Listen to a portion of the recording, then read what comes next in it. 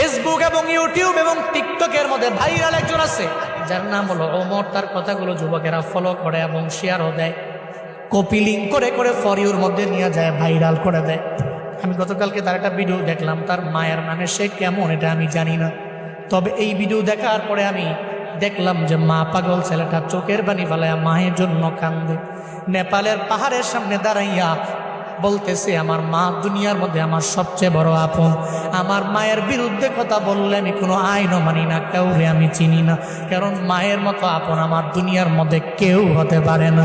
সে বলতে লাগলো, ছোটবেলায় আমার বাবায় দুনিয়া থেকে বিদায় নিয়ে চলে গেল, যখন আমার বাবা নাই, আমার মা ছাড়াই পৃথিবীতে আমার আপন যখন কেউ নাই।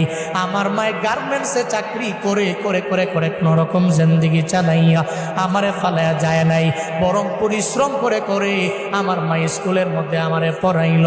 আজকে আমি অনেক মশহুর হয়ে গেলাম, প্রসিদ্ধ হয়ে গেলাম, সবাই আমারে চিনে, তবে আমি মায়েরে ভুলতে পারি না।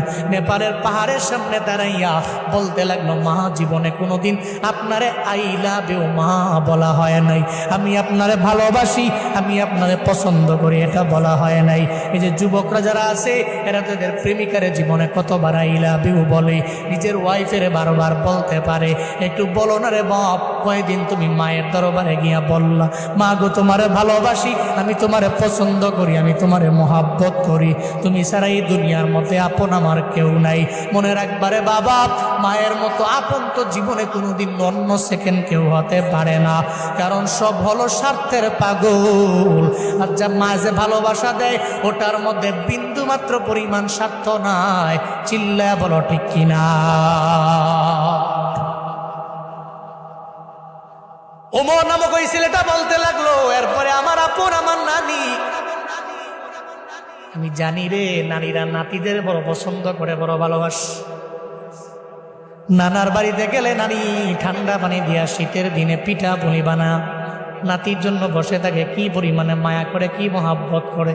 সে বলতে লাগলো, আমার নানিও আমার জন্য এত পরিমাণে অবদান, যদি জীবনে কোনোদিন একটা হেরিয়ার গাড়ি আমি কিনতে পারি, আমার মায়েরে ওঠামো, আমার নানিরে ওঠামো। যুবকেরা তোমরা অন্যান্য বিষয়গুলো টিকটক দেখা দেখে অন্যজনরে ফলো করো, তবে এটা কেন ফলো করো না? জীবনে কোনোদিন আইফোনের জন্য, বাইকের জন্য, টাকার জন্য তুমি তোমার মায়ের মনের মধ্যে আঘাত দিতে পারো না রে বাপ, তোমার বাবার মনের মধ্যে আঘাত দিতে পারো না, কারণ এরা যদি বদদুয়া দিয়া দেয়, এদের মনের মধ্যে যদি কষ্ট ঢুইকা যায়, বুলেট মিস হয়ে যেতে পারে। জীবনে কোনোদিন এই বদদুয়া এবং দোয়া মিস হতে পারে না। যেই মা বাবা দোয়া করলে আল্লাহ কবুল করে নেয়, জীবনে কোনোদিন ওই মা বাবার সাথে অন্যায় করা যাবে না, মা বাবার মনের মধ্যে আঘাত দেওয়া যাবে না রে বাপ। এদের থেকে তুমি দোয়া নিয়ে আগায় যাও।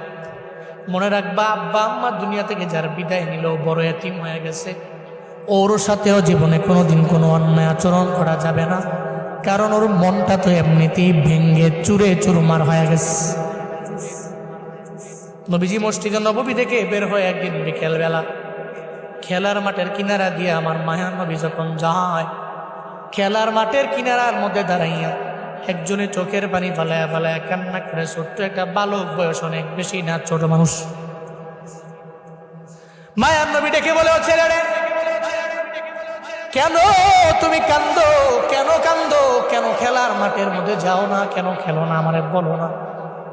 সঙ্গে সঙ্গে ছেলেটা আমার মায়ার নবীরে জানায়া দেয়, নবী খেলার মাঠের মধ্যে আমি যাই না কেন জানে, খেলার মাঠে গেলে আমার মায়ের কথা মনে পড়ে, আব্বার কথা মনে পড়ে, সব মনে পড়ে গেলে খেলতে পারি না, খেলার মাঠে যেতে পারি না। খেলার মাঠের কিনারায় দাঁড়ায় দাঁড়ায় কান্দি, কেন জানেননি?